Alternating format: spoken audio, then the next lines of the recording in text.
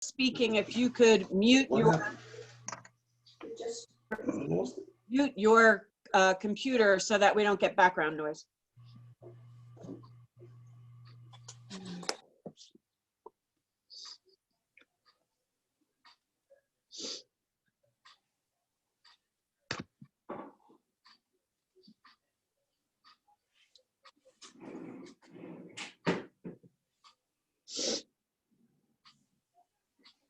Do we want to call the meeting to order or no?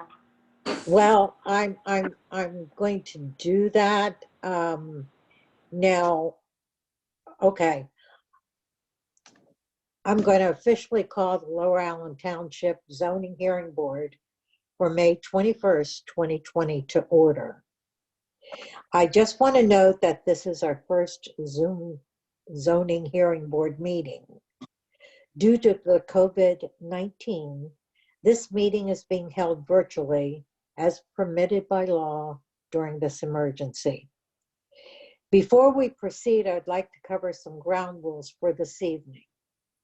We have a host, Aaron Trone, who is the Township's Assistant Manager. During the meeting, we ask that you mute your microphone and turn off your video unless you are a member of the Zoning Hearing Board or its staff. If you'd like to comment, testify, or ask a question during the proceedings, please use the chat feature found near your mute, which is the microphone icon, and video controls to notify her. She will then let you know the proper time to speak and make the board aware that there is a public comment. Once you are recognized, the host will unmute you and request that you start your video if you have it available. Please also be aware that the host may remove any participant that uses lewd behavior or language or disrupts the meeting. And please be assured she will make sure that your comments or questions do get through to us. All right, I want to welcome any residents or members of the public that have joined us this evening and welcome your interest in the township. Proof of publication is available. Minutes have been distributed and I trust that the board members have had time to review them. Therefore, I am requesting the approval. Did everyone get a chance to review them? Yes. Yes. Okay. Therefore, I'm going to request the approval of our January 16th, 2020 public meeting regarding our annual reorganization and review of an affirmation of our rules of procedure. Do we have a motion to approve?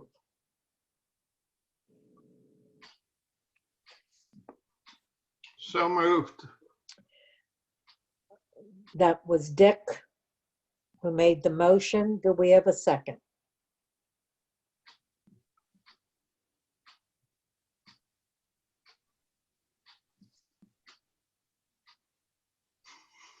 Second. That was Ron that seconded the motion. All in favor? Aye. Aye. It appears the ayes have it, so the motion is carried.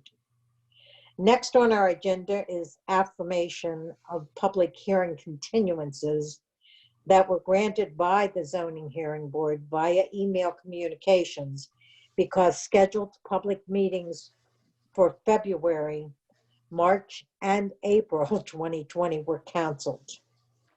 Madam The Chairman, first, yes.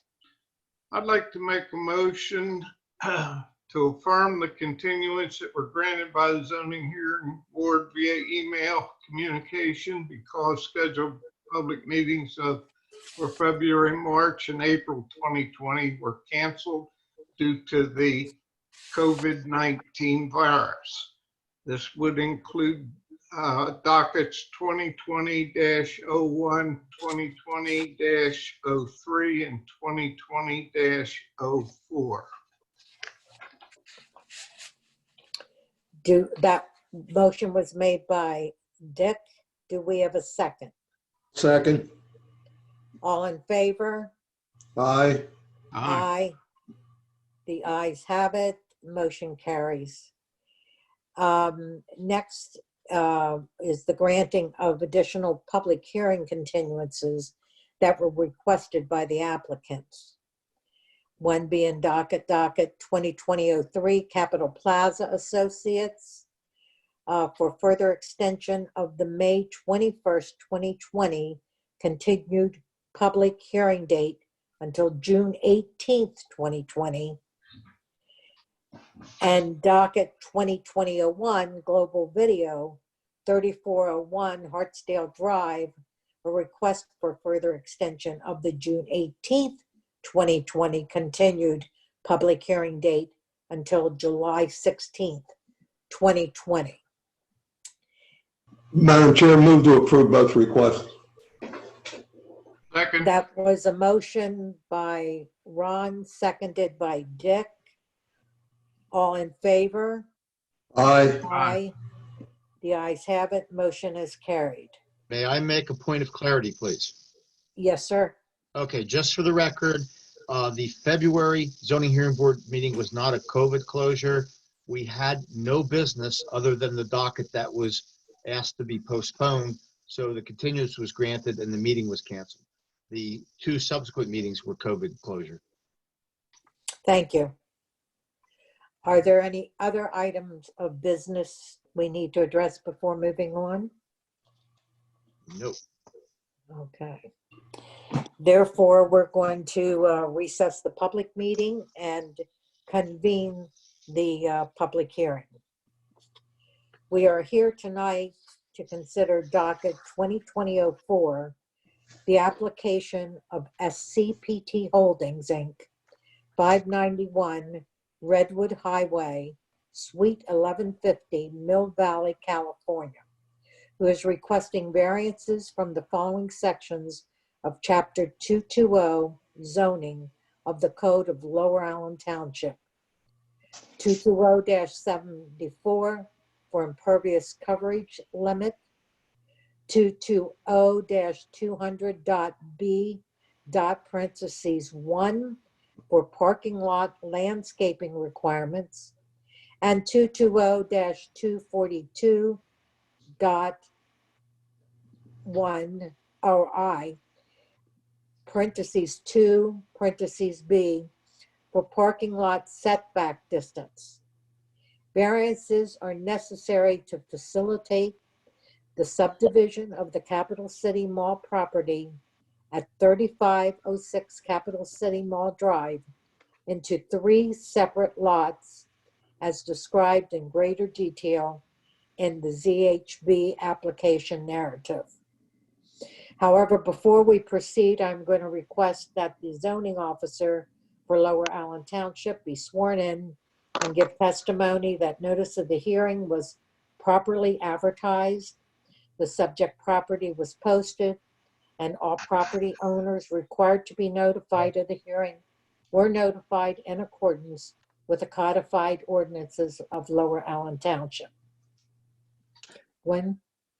John, do you swear that the testimony you're about to give will be the truth, the whole truth, and nothing but the truth, so help you God? Yes, I do. For the record, my name is John Eby. I'm the zoning officer for Lower Allen Township. And pardon me for having a little more to say than usual, but the public notice was provided in expectation of the March public hearing in accordance with the Pennsylvania Municipalities Planning Code. 2 publications in the Patriot News on the 3rd and 10th of March. We posted the property at least the week prior to the public hearing. And in addition, according to the zoning hearing board rule, we sent notice of the hearing to property owners within a 300-foot radius of the mall property. We also did our usual LAT or township Facebook and bulletin board posting. So that was to prepare for the public hearing in March. Due to the continuances for tonight, we followed Act 15 of 2020, which was a notice in the Patriot News last week on the 14th. We reposted the property again on the 14th last week. The township website and Facebook notice was put up on the 15th, and the agenda was posted yesterday. That is all. Thank you. Now, who will be speaking on behalf of the applicant? Do we have anyone here to speak on behalf of the applicant? Good evening, Jamie Strong with McNeese, Wallace, and Nurick. All right. Good evening. Also with me is Craig Rayner with Pannoni Associates and Joshua Schreier with Crete. Okay. What I'm going to, obviously, Mr. Strong, you don't have to be sworn in, but Craig and who was the other person? Joshua will need to have you sworn in and state your name and address for the record. So who wants to go first? Well, Craig Rayner, 36. Raise your right hand. Craig Rayner, 36 Towpath Road, Duncannon, PA. Thank you. 36 what road? Towpath. Towpath. Thank you. Do you Thank swear you. the testimony you're about to give will be the truth, the whole truth, and nothing but the truth, so help you God? Yes. Okay, Joshua, it's your turn. Joshua Schreier. I'm 107 Bay Hill Drive, Bluebell, PA, 19422. Thank you. Do you swear the testimony you're about to give will be the truth, the whole truth, and nothing but the truth, so help you God? I do.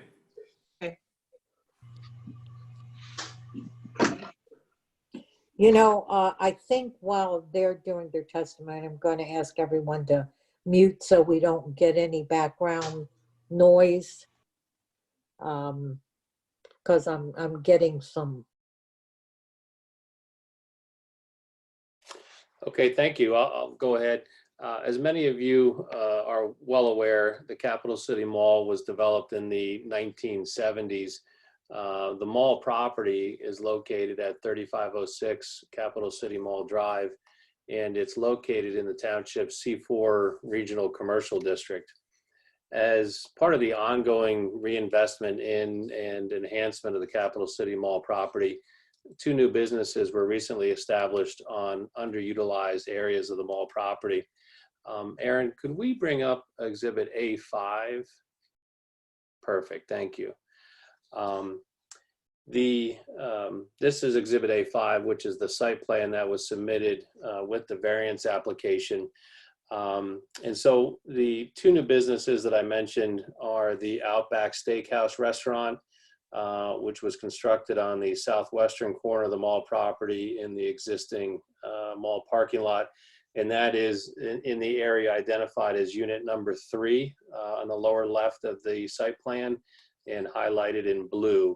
And then a Mavis tire store was constructed on the eastern corner of the mall property, also in the existing mall parking lot. And that Mavis tire store is located on the blue shaded area identified as unit number 2 on the site plan. And I'm referring to units, those are condominium units. The owner of the mall property had previously created a non-residential condominium on the mall property to accommodate the development of these 2 new businesses. And so just to sort of the 3 units that are the current condominium, why don't we look at each of those units? So unit number 1 is the yellow shaded area on the site plan. Unit 1 is approximately 41.7 acres. It includes the main mall building. It includes the Sportsman's Warehouse building, and then all of the parking areas, access drives, and other improvements that are located in the yellow shaded area. It's also important to point out that the Macy's store is actually on a separately subdivided lot.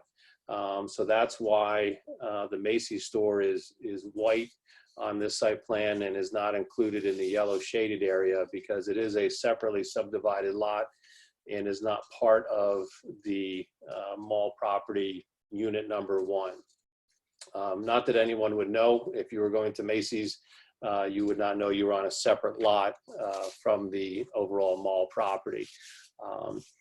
Unit number 2, which is the blue shaded area in the lower right corner of the site plan, is approximately 0.93 acres in size, and the Mavis Tire Store is located on Unit 2. And Unit 3 on the lower left side of the site plan is approximately 0.75 acres, and the Outback Steakhouse restaurant is located on unit number 3. And what's brought us to the zoning hearing board tonight is the owner of the mall property has now proposed to subdivide the mall property to create 3 lots instead of the 3 condominium units. Now, the lots that would be created will look identical to the 3 condominium units that we just looked at. So lot number 1 will be identical to unit 1. Lot number 2 will be identical to unit number 2. And lot number 3 will be identical to unit number 3. The proposed subdivision essentially is replacing those condominium unit lines with lot lines. No new improvements or physical changes to the mall property are proposed. There would be no changes to any of the existing improvements or physical conditions of the mall property, and there would be no impacts to the existing operations of the mall or these 2 new businesses that were recently established. I was joking with John that Evie before the hearing that we should do a before and after photo exhibit because the photos will look identical. So anyone who's visiting this property is not going to see any difference. We're simply replacing the condominium unit lines with lot lines.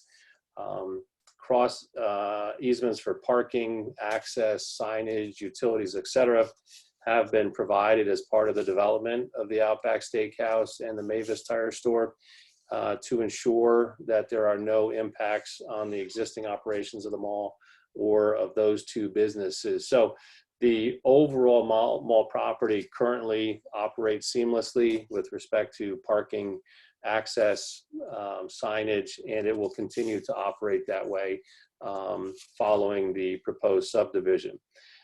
However, since we are creating 3 lots where we currently have condominium units, the creation of those 3 lots does require variances from the maximum impervious coverage, parking lot landscaping, and parking setback requirements in the zoning ordinance to permit the existing conditions, what's currently out there on the mall property, to continue following the proposed subdivision. So I'll provide an overview of the 3 variances that are requested, and then I'll ask Craig Rayner some questions to facilitate discussion regarding the existing conditions on the mall property, the proposed subdivision, and the variances that have been requested. Before we do that, I would just like to identify the 5 exhibits that are being presented to the board tonight. They were submitted as a PDF so that you have all 5 exhibits, and we don't really need to spend time on them other than to simply identify them. Exhibit A1 is the zoning hearing board application that was submitted to the township. Exhibit A2 is the narrative to the zoning application that was submitted. And the narrative is important because it really lays out in great detail the existing conditions, the proposed subdivision, the relief that's requested, and the justification for the relief that's been requested. Exhibit A3 is simply our cover letter that was submitted with the zoning application. Exhibit A4 is the zoning authorization letter. And then Exhibit A5 is the site plan that was submitted with the application. And really, I think that's where we'll spend all of our time tonight as we're talking about the variances. So with that, I'll touch on each of the 3 variances and explain them for you. Section 220-74 of the zoning ordinance provides that the maximum permitted impervious coverage in the C4 district is 70%. The existing impervious coverage for the mall property, so that's all 3 condominium units together, is approximately 93%. And so that's an existing non-conforming condition. As I mentioned, no new impervious coverage is proposed as part of this subdivision. We're simply drawing lot lines on the existing mall property. But that existing impervious coverage, because it does exceed 70%, will also exceed 70% for the 2 units that are being, or 2 lots that are being created for the Mavis Tire Store and the Outback Steakhouse restaurant. So looking at each of the 3 lots that would be created by the subdivision, lot 1, the current condominium unit 1, would remain at 93% and is permitted to continue as an existing non-conforming condition. So no variance is required for lot 1.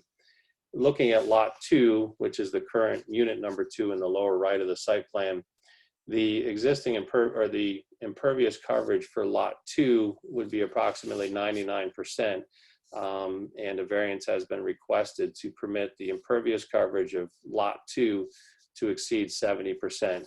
So again, no new impervious coverage is proposed. It's simply drawing those lot lines where the current condominium unit lines are, and the existing impervious coverage that's there is not going to be changed, but it does exceed what's permitted under the ordinance.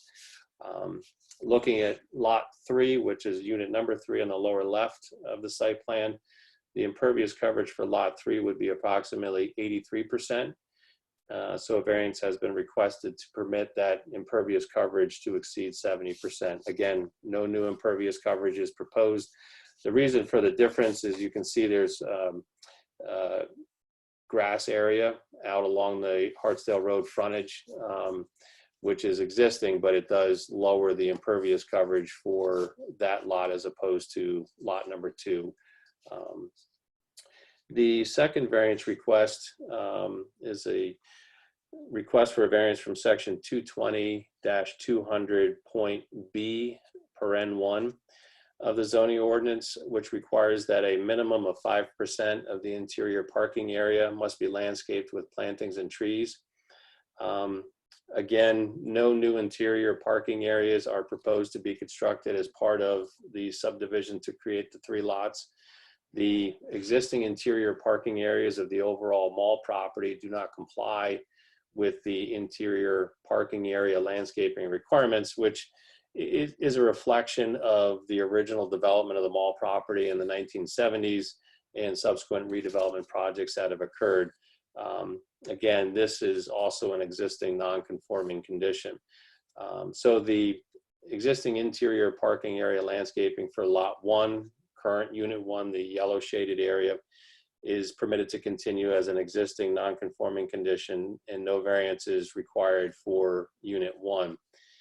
For unit 2, or lot 2, the existing interior parking area landscaping is less than 5%. So a variance has been requested to permit the landscaping to be less than 5% and as depicted on the site plan. So again, we're simply recognizing the existing condition that's there now and requesting a variance to permit that existing condition to continue following the proposed subdivision.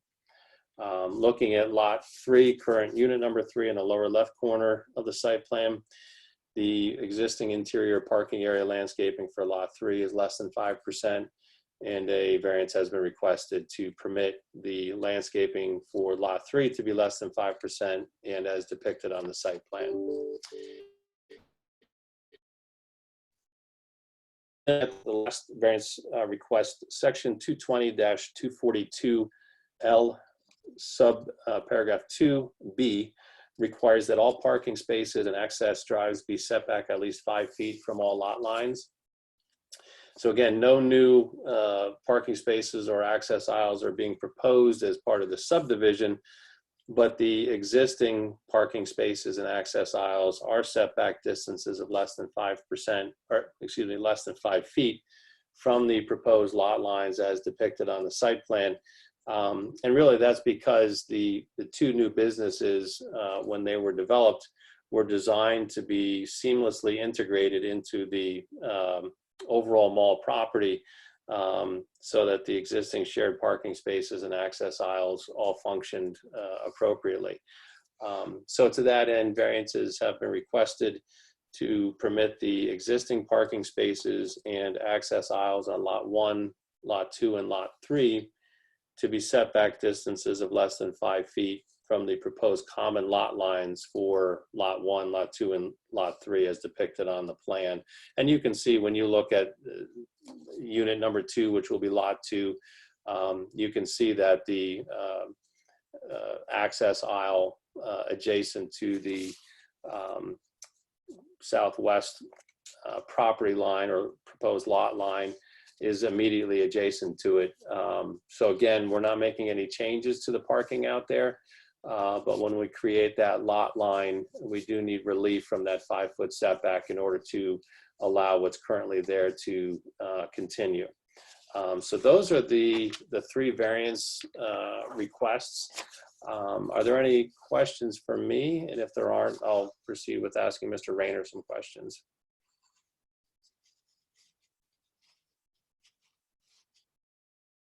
I think you can go ahead. Does anybody on the board have any questions, or should we just continue? And I have no questions at this point in time. I will have questions after we hear the other gentleman. Okay. Yeah, I have the same opinion. Yeah, I'm in agreement also. So let's just, Mr. Strong, we'll just continue through with the presentation. We'll save our questions for the end. Okay, thank you. Thank you. Mr. Rayner, if you could just go ahead and introduce yourself to everyone. Yes, Craig Rayner. I'm a registered landscape architect and project manager with Pannoni Associates, consulting engineering firm. And we've been doing the site engineering for the client for, I guess, the last 6 years or so.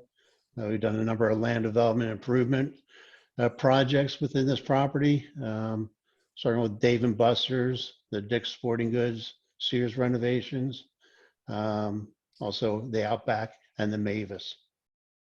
And did your firm prepare the site plan that has been submitted tonight as Exhibit A5 that we were just referring to? Yes, we did. And Aaron, maybe if we could pull up A5 again, that would be great. And Craig, maybe I should just start by asking you, you heard everything that I said in terms of the overview of the property, the existing conditions, the relief that's been requested. Was everything that I said true and correct to your understanding? Yes. And I mentioned that the property, what we consider to be the mall property, with the exception of the Macy's parcel, that the mall property currently is comprised of 3 condominium units. Is that correct? That is correct. And when unit number 2, which now is the Mavis tire store, and unit 3, which is the Outback Steakhouse, when those projects moved ahead, were land development plans approved by the township for development of those 2 units? Yes, they were. And when those land development plans were prepared, was the idea for these 2 new businesses to function seamlessly and be integrated with the overall mall property with respect to parking and access and signage, et cetera? Yes, and even including utilities. And would the subdivision that is proposed create 3 lots where there currently are 3 condominium units? Yes. And would that subdivision simply replace the condominium unit lines with property lines? That is correct. And in terms of existing physical improvements, existing features on the mall property, would there be any change to any of those existing improvements or features resulting from the proposed subdivision of the property to create these lots where there currently are condominium units? No changes at all. Okay. And is this somewhat similar to the situation with the Macy's store, where that actually is a separately subdivided lot, but it is incorporated seamlessly and integrated with the overall mall property, so that someone visiting the Macy's, I'm sure, is not aware that they're on a different lot than the larger mall building. That is correct. And just to look at the three variances that are requested, is it true that there is no new impervious coverage proposed as part of this subdivision? That is correct. And actually, when we were doing the land developments, we worked with the township engineer to try to pick up any green area that we could around the building, just to minimize, to reduce the impervious as much as we could. And are any alterations or changes to the interior parking areas that are presently on the mall property? Are there any alterations or changes proposed? No. And are there any alterations or changes proposed to the existing parking spaces, access aisles for the overall mall property? No. Okay, those are all the questions I have for Mr. Rayner.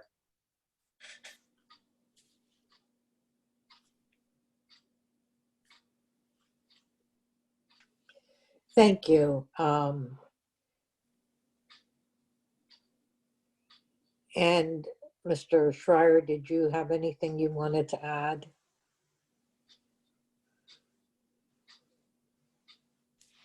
I don't. I'm just here in case there's any questions you guys have for us. Very good. Very good. All right. Well, so at this point, I'm going to ask the board if they have any questions regarding this docket. I have, Madam Chair. Yes. Mr. Strong or Mr. Rainier or Mr. Schreier, whoever can answer this. Has there been any consideration to changing the usage of the Capital City Mall?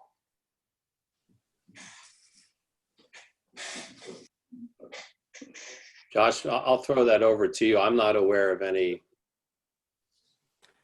No, nothing. We've continued to invest in the property and continue to operate it as an enclosed regional mall, and expect to continue to do so in the future. Probably Mr. Strong. How will you guarantee the parking and egress and exit lanes as far as the two new created lots are concerned? Sure, good question. And two parts to the answer. One is when the Mavis Tire Store and when the Outback Steakhouse restaurant were constructed, as part of that process, easements a declaration of easements was signed for each of those businesses to ensure that, as you mentioned, the cross easements for access, for parking, for utilities, for signage, all of that is in place so that those two businesses operate seamlessly with the larger overall mall property. And then as we go through the subdivision plan review and approval process to create those lots, certainly that's something, and John can speak to it as well, that's something that will the township will confirm is in place to ensure that, going forward, there are no issues with the overall mall property functioning seamlessly with respect to those. Well, it benefits everyone. So it's in place now, and it'll be confirmed as part of the subdivision plan process. will these easements, will they be recorded on the deed to the parcel 1 property? Yeah, so it's a separate standalone document that is recorded. And then those documents there can be notes added on the subdivision plan to reference where those documents can be found at the Recorder of Deeds office, so that as much cross-referencing as possible can be provided. But those documents are recorded documents. I have a question for John. John, on unit number 2, how many parking spaces would be required for that business? Can't answer that without doing a detailed review and blowing up the drawing. I can tell you that the parking was computed as part of the construction of the unit property or condominium business on that lot. That would be true for both Mavis and Outback. So we would have checked that they met the required parking at the time that those 2 land development plans were approved. But I would have to run to the land development plan files to get that data. I don't know if I could rapidly count off that small drawing right now. Well, along Hartsdale Drive, there are 27 lots denoted on the plan. If those lots would go away and become pervious area, would the rest of the parking suffice for the rest of the lot? No.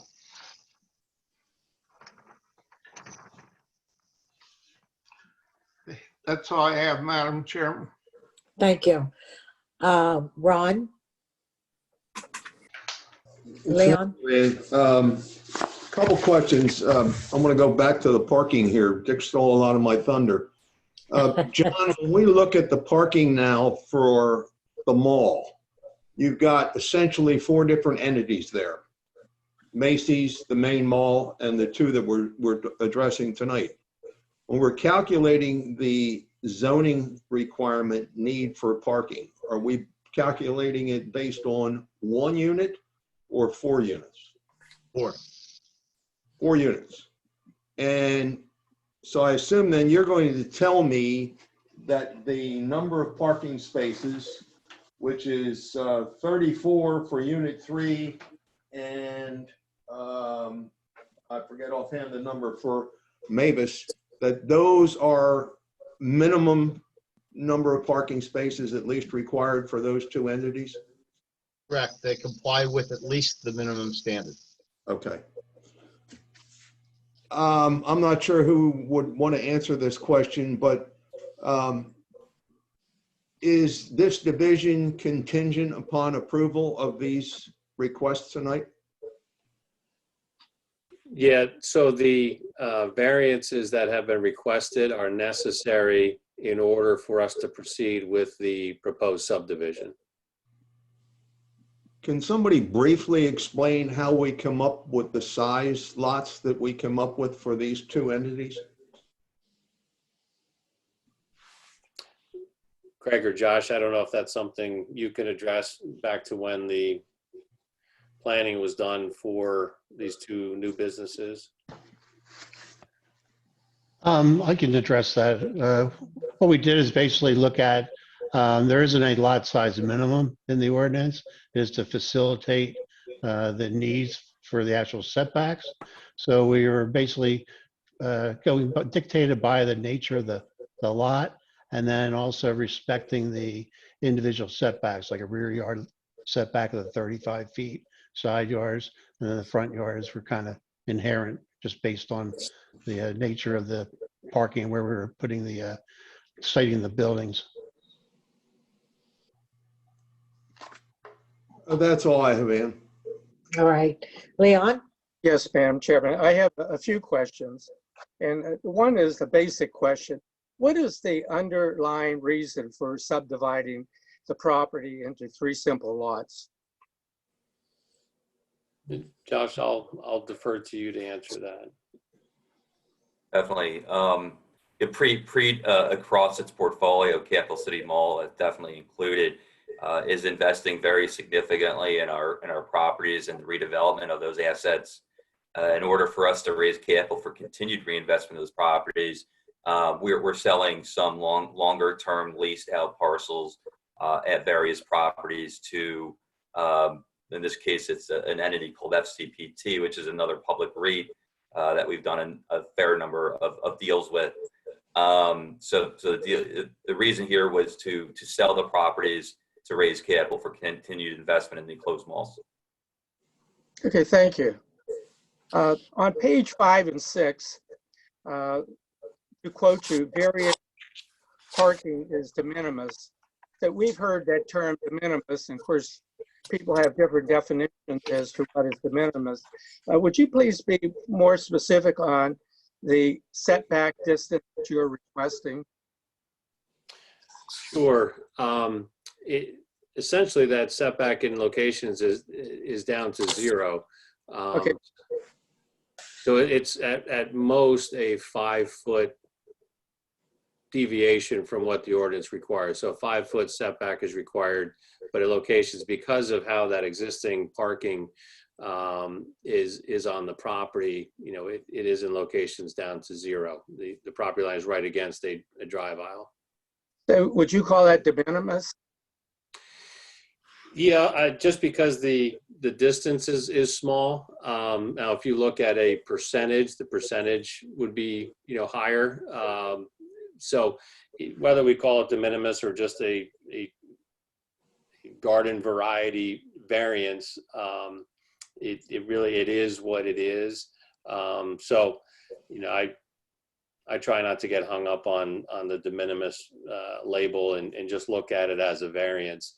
Okay. So 5 feet to 0 feet doesn't seem like too much to me, but if you look at it as you're going from 100% to 0%, then percentage-wise, I can see your point. Okay, thank you. Please explain what is currently being done on this 45-acre property to mitigate stormwater runoff. Yeah. Excuse me, this is the reporter. Leon, you cut out. Can you ask your question Yes, again? okay, I'm sorry. Please explain what is currently being done on this 45-acre property to mitigate stormwater runoff. And I'll touch on that briefly and then turn it over to Mr. Rayner. But prior to the development of these two businesses, that area was just paved parking area. So it was impervious before these projects were realized. So it went from impervious essentially to remain impervious. So Craig, I'll turn it over to you then just to talk about how stormwater is being managed currently for the overall mall property. Okay. As Mr. Strong said, the existing was, basically the whole site is pretty much paved. So when we came in for land development opportunities there for the out parcels, where we could, we created pervious areas, landscaped areas. Granted, they were not much, but when we did do the project for the reconstruction of the Sears and turn it into the Dicks, that was kind of a larger undertaking. And what we did was we created a detention basin. You probably saw that along Hartsdale Drive at the request of the township to help mitigate some of the conditions down there at the Hartsdale Drive entrance with flooding. So that was a pretty significant undertaking that the applicant took on as part of the land development for the reconstruction of the Sears parcel. Okay, where I live, stormwater drainage or runoff's not an issue because I'm on a hill. However, there are a lot of properties in the township who are subject to periodic flooding. I just have a question. I realize that you are not making any major changes or making any constructional changes, but is the property owner willing to take further steps to reduce stormwater drainage with structural devices or site design that might mitigate stormwater runoff?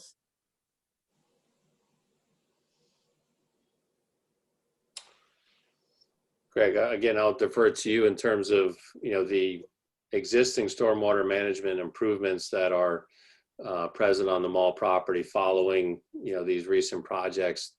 I know you worked with the township to address stormwater. Are we at a point now where you feel that stormwater is effectively accommodated and any off-site effects are mitigated? Well, like I mentioned, as far as the Dick's Sporting Goods of Sears, we did that basin there. Obviously, when this was constructed, we didn't have the regulations, the MPDS regulations, infiltration requirements that there are now.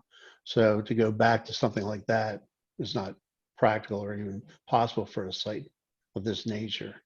So like I said, we've worked with the township along the way anytime we've done a land development to help mitigate the situation as best we could. Madam Chairman, I'm finished. Okay. I have a couple questions. I don't know why I keep on getting hung up on parcel 1 with the sports warehouse hanging out there by itself. When it was a condo situation, was that part of that condo, or that was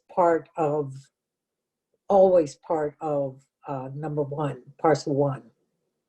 Yeah, I think maybe the best way to look at it is you had the overall mall property that was originally developed, and then what was subdivided out of that mall property was the approximately 9-acre Macy's parcel.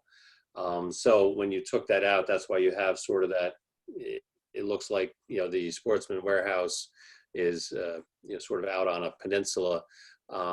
But when the condominium was created, essentially Unit 1 is everything that, with the exception of the 2 units for the Mavis and the Outback Steakhouse. So everything that you see on the site plan that is yellow is currently unit number 1. And then the 2 blue areas are unit 2 and unit 3. So, if you think of it as, in stages, the original, situation would have been the entire property was 1 parcel. And then when the Macy's parcel was subdivided, you then had 2 parcels, parcel number 2, which is the white area for the Macy's, and then parcel number 1, which is all of the yellow plus the 2 blue areas. And then the condominium took parcel number 1 and created 3 condominium units for that parcel.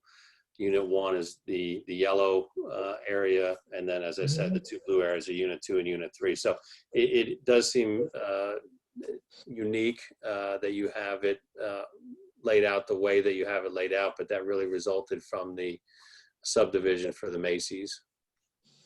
I guess my concern is that could come back into us as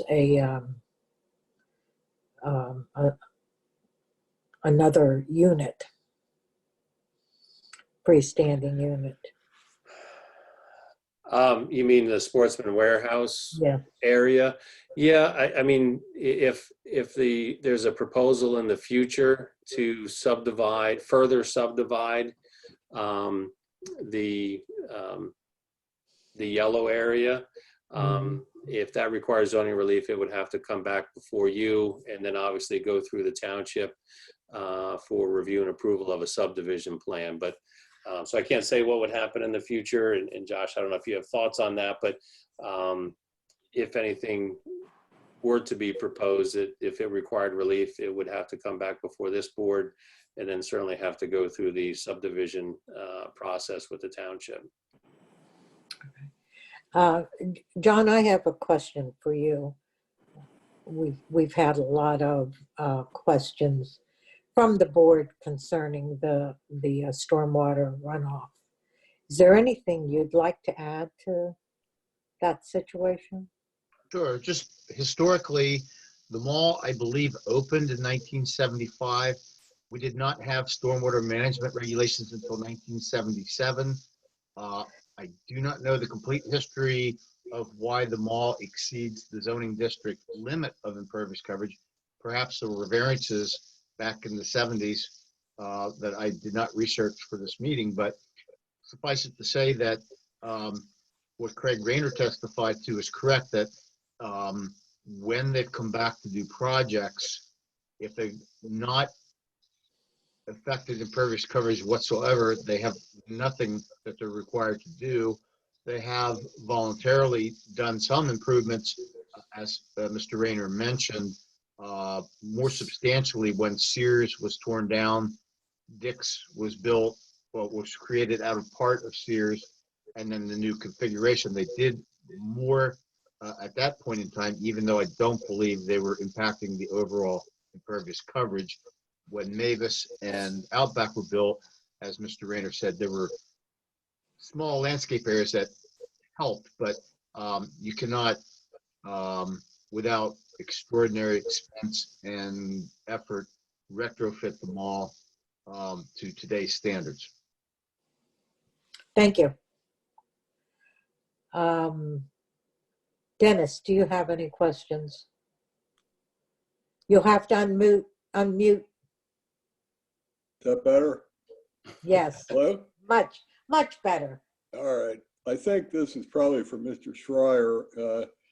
I believe it was you who testified that the primary reason for the creation of these lots was to sell the properties.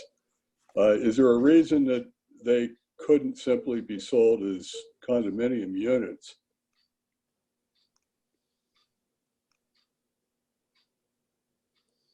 Sir, they could. They in fact have been sold already as condo units. We think long-term creating the subdivision is a more efficient way of managing the property than keeping the condo in place. But it was conveyed as a condo unit.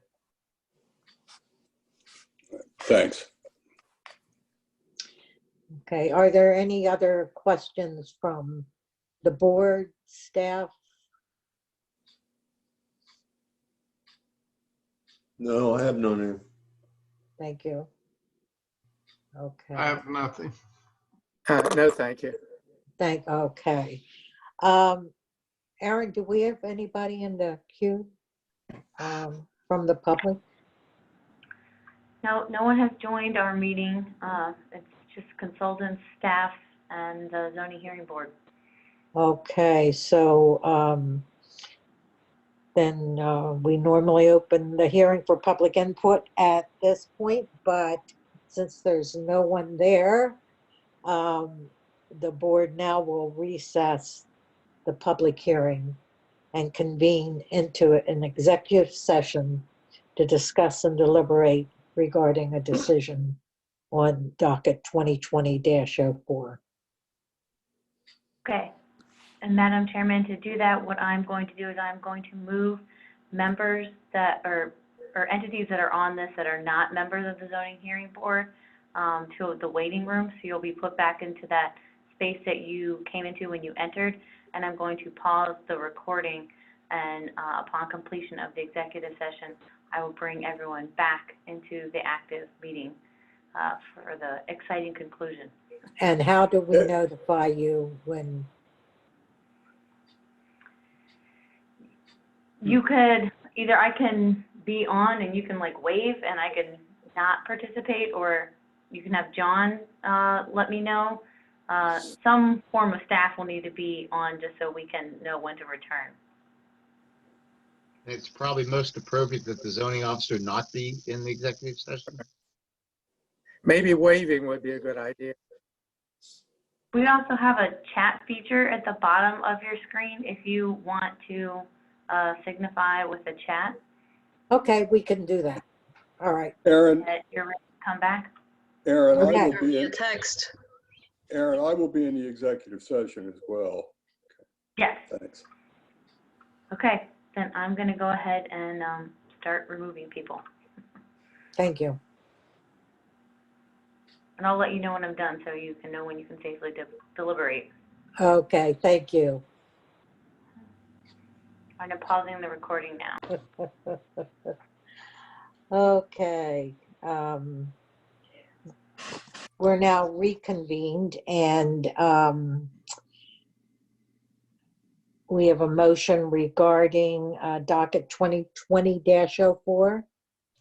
And Madam Chair, as pertains to application 20-04, the application of FCPT Holdings for variances to section 220-74, 220-200B1, and 220-242L2B of the codified ordinances of Lower Allen Township. Since the variances do not alter the essential characteristic of the existing mall, and it is determined to be in the public health, welfare, and safety, there is no change there. Move to approve with the condition that the subdivision plan is as recorded should make reference to easements as relates to parking, signage, and entrance and egress to the areas. Second the motion, Madam Chairman.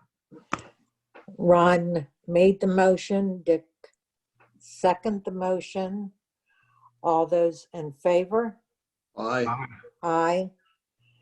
The motion passes to grant the requested variance.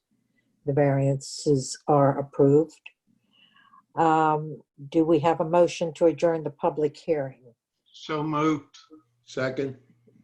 That was Dick and Ron second. All those in favor? Aye. Aye. The ayes have it. Is there any other business or matters for public consideration to be brought before the board? Just a big thank you to Erin for her technical expertise so we could make this happen, because A, I haven't been taught yet, and B, if I'm paying attention to the hearing, I can't be running the meeting. So thank you, Erin. Right. And yes, thank you very much, Erin. Okay, there being none, do we have a motion to adjourn the public meeting? Motion to adjourn. Second. That was seconded by Ron, motion by Dick. All in favor? Aye. Aye. The ayes have it. The public meeting is also now adjourned. Thank you all very much. Thank you. Thank you. Is this where we kibitz now? If you want to. So long. Bye-bye. Thank you. Thanks, everybody. Thank you. Good night. Thanks, Aaron. Thank you, Erin. Thank you. Have a Thanks, good night. Aaron. Yep. Great job. Thanks.